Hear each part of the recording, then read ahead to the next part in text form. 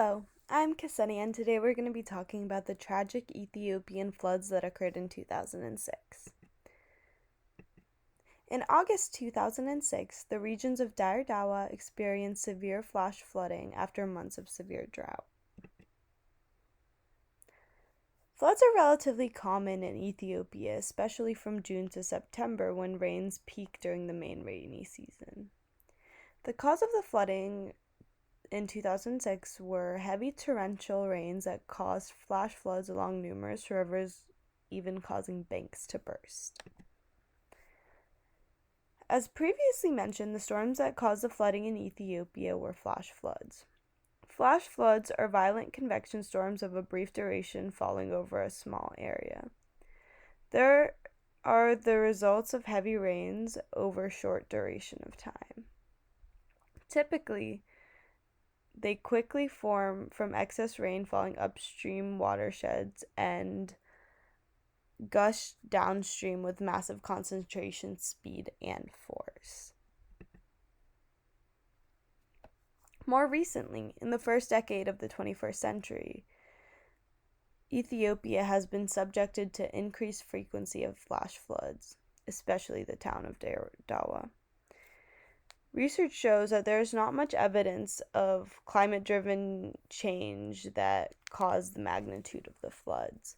But in developing countries, the removal of primary natural canopy reduces the power to naturally dissipate rainfall energy and promote their retention of water, causing flooding to have more severe effects. Deforestation and removal of ground vegetation for farming can especially contribute to increased runoff and rise in sediments in rivers. The societal impacts of these floods were tragic. Within the first day, 3,000 people were displaced, 300 people were missing, and 200 people were pronounced dead in Dire Dawa alone. The large death toll was due to the fact that the majority of the flooding took place in an urban and populated area late at night while the people were asleep. Here's a map that shows the amount of people in Ethiopia affected by flash flooding based on regional elevation in 2006.